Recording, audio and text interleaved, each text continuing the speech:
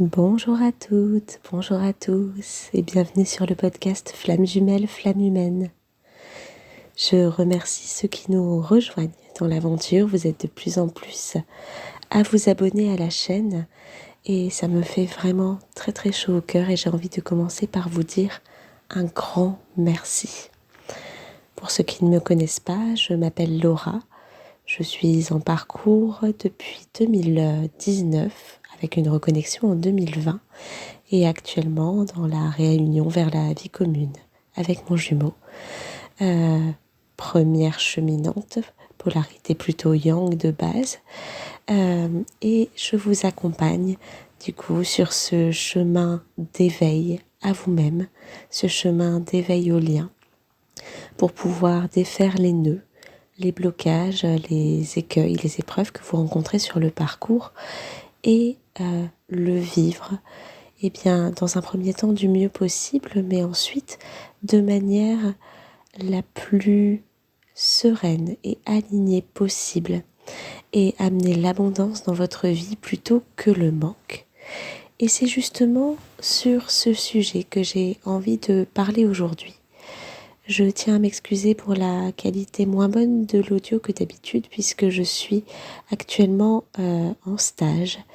Je vous recommande d'ailleurs les deux thérapeutes extraordinaires avec lesquels je fais ce stage collectif pour les flammes jumelles, que sont Elisabeth Parilla et sa flamme jumelle Jean-Baptiste.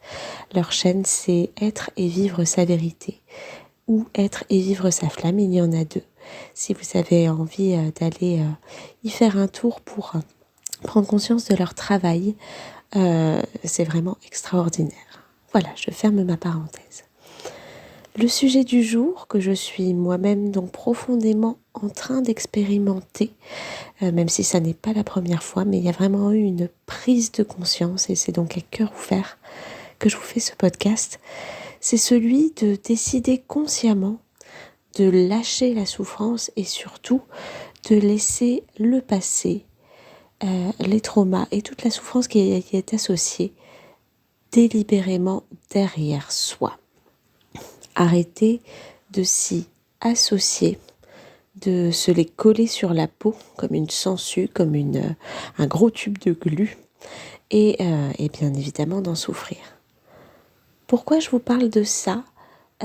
Parce que nous ne sommes pas responsables, même si notre âme a choisi depuis bien avant son incarnation dans quel corps elle va venir, dans quelle famille et ce qu'elle a besoin de rencontrer sur sa route, de vivre comme expérience positive ou négative, pour apprendre, pour guérir et pour avancer.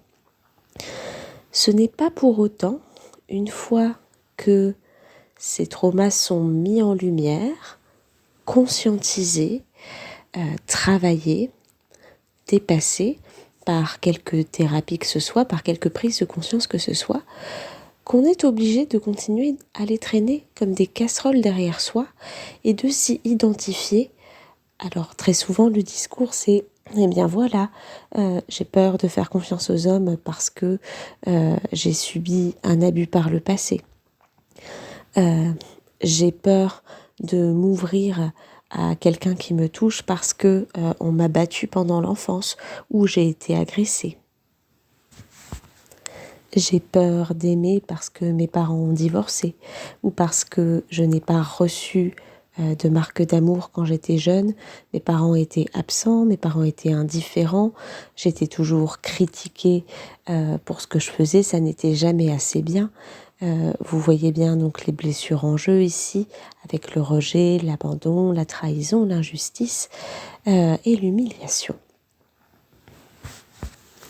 Et donc quand on se dit ça, quelque part, on s'enferme dans une boucle, dans un cercle vicieux qui nous fait dire « parce que j'ai vécu ça, quelque part, je n'ai pas droit à autre chose » et il y a souvent une dualité en nous.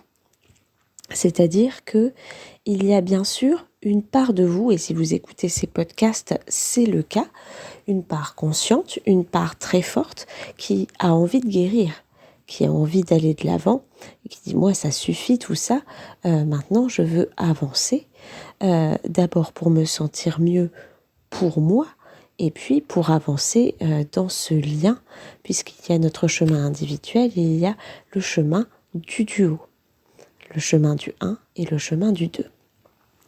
Mais il y a aussi une part à l'intérieur de vous. Et si ce podcast aujourd'hui vous permet ne serait-ce que de l'effleurer et d'en prendre conscience, eh bien, j'en serais très heureuse parce que c'est souvent cette part-là qui nous fait souffrir. Cette part qui ne s'autorise pas à guérir. Et souvent, elle est bien planquée, celle-là. Par loyauté envers les traumas que vous avez vécus, par loyauté envers votre famille, quand on travaille sur le transgénérationnel et notamment en constellation familiale, eh bien, souvent on est accroché au système et vous savez que le collectif a beaucoup de poids par rapport à l'individuel et donc on ne s'autorise pas nécessairement à passer au-dessus de ça. Et parfois même de soi à soi, pardon pour la voix, parce que on est tellement attaché à ce qu'on a vécu que c'est comme si ça faisait partie de notre identité. On s'y est associé pendant des années et donc s'autoriser à lâcher ça, c'est comme se dire pour l'ego, eh ben, je sais plus qui je suis en fait, parce que ça me, même si c'était souffrant, c'était à la fois confortable parce que je connaissais et surtout c'était une partie de moi. Et si je lâche cette partie de moi, je suis plus rien. Je sais pas qui je suis. Et cette question qui suis-je, c'est une question existentielle qui fait partie des angoisses existentielles avec la peur de l'inconnu. Et ben ça fait flipper le mental en fait. Donc, consciemment ou inconsciemment, on va s'accrocher à ces boulets, à tout ce qu'on a vécu, à ces traumas, à ces souffrances, et se dire, ben voilà, comme ça me définit, eh ben oui, j'ai envie de passer au-dessus, oui, j'ai envie de guérir, mais j'ai aussi envie d'y rester. Et tant que cette dualité à l'intérieur de nous n'est pas mise en lumière, eh bien, on reste en sa souffrance. Deuxième chose que j'ai pu vraiment conscientiser hier, c'est que une grande partie de la souffrance qu'on ressent ne vient finalement pas de notre passé, en tout cas de ce qu'on a travaillé, mis en lumière, conscientisé et libéré en grande partie en thérapie, mais du contrôle qu'on exerce sur soi de ce mécanisme de l'ego qui a été mis en pratique inconsciemment de nous à nous quand on était plus jeune, les fameux masques sur les blessures, pour éviter cette souffrance et éviter de la ressentir. Ce que j'essaye de vous dire, et j'espère que je suis la plus claire possible dans mes propos, c'est qu'à un moment donné, ce n'est plus la souffrance de ce qu'on a vécu dans notre enfance, dans notre transgénérationnel ou dans nos vies antérieures qui nous fait souffrir, c'est tout le mécanisme de contrôle qu'on exerce sur nous pour s'empêcher de ressentir cette souffrance qui n'a plus lieu d'être puisque elle est mise en lumière et qu'elle est libérée. Et ce contrôle, il peut s'exercer de plein de manières différentes. Il n'est pas seulement dans « je ne veux pas repenser à ça ». Il n'est pas seulement dans je passe mon temps à m'identifier à cette souffrance.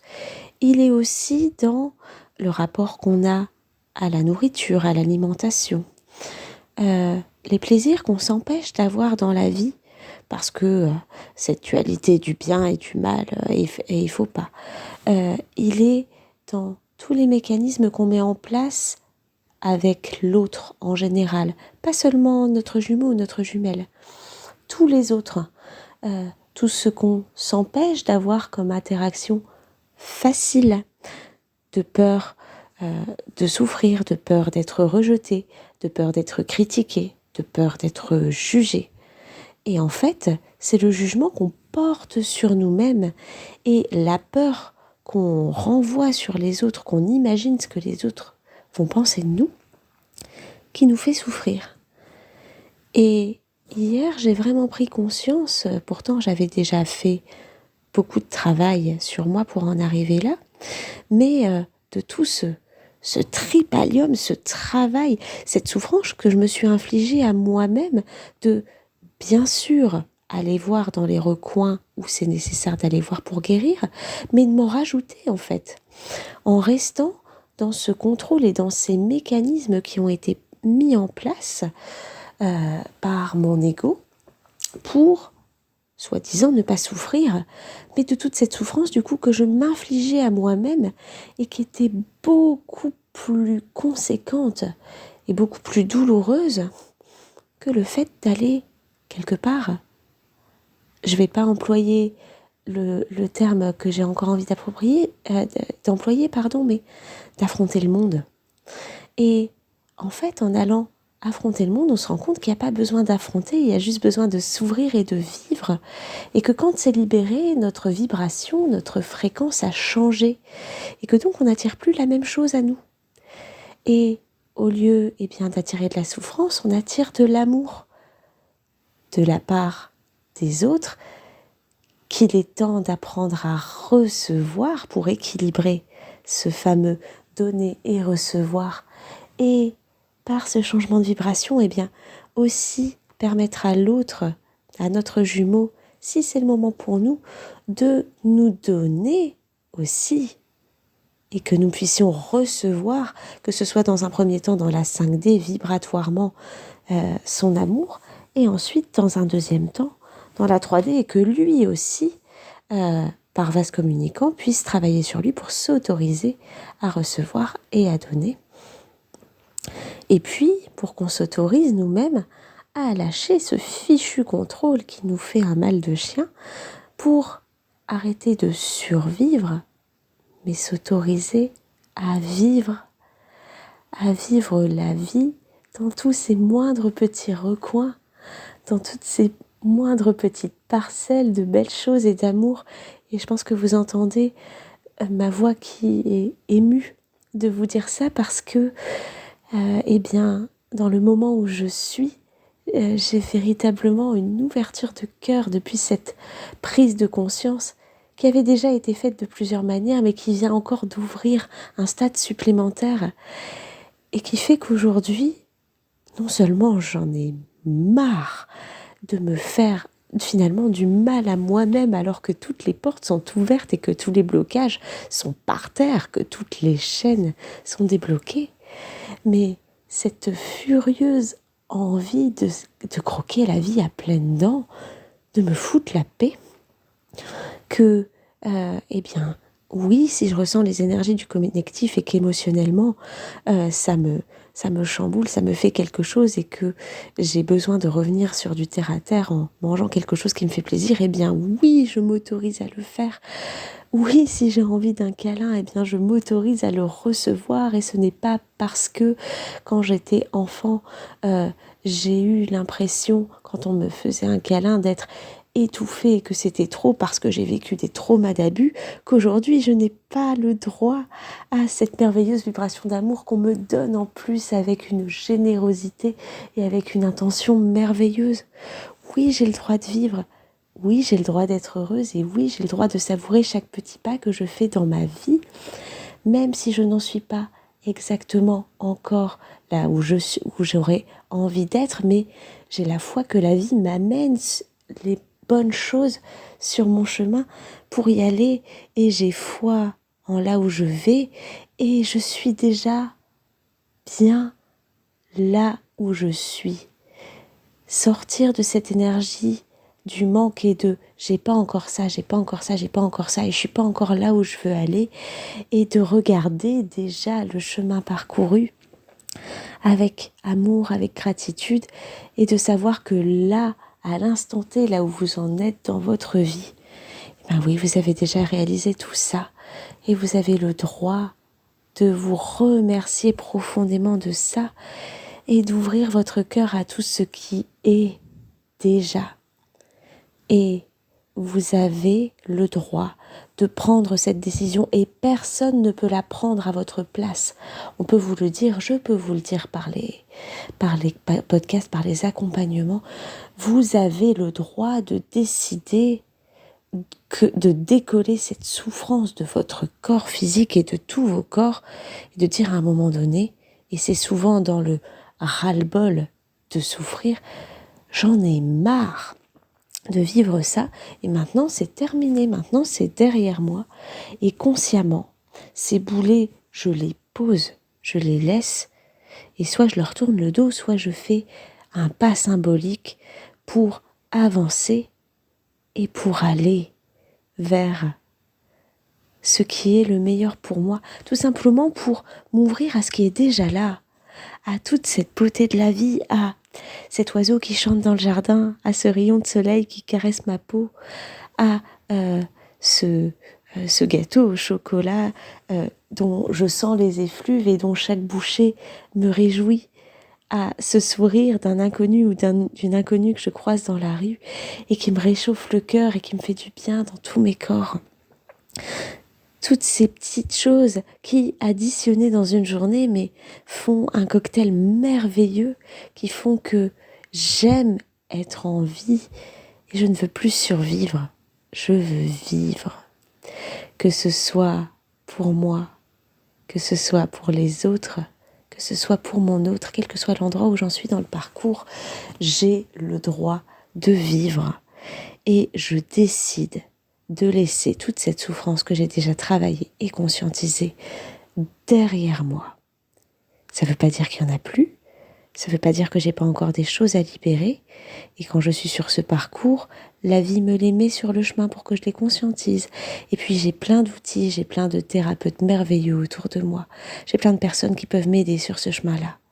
Mais j'ai le droit de vivre, et j'ai le droit de lâcher cette souffrance et d'arrêter de me contrôler.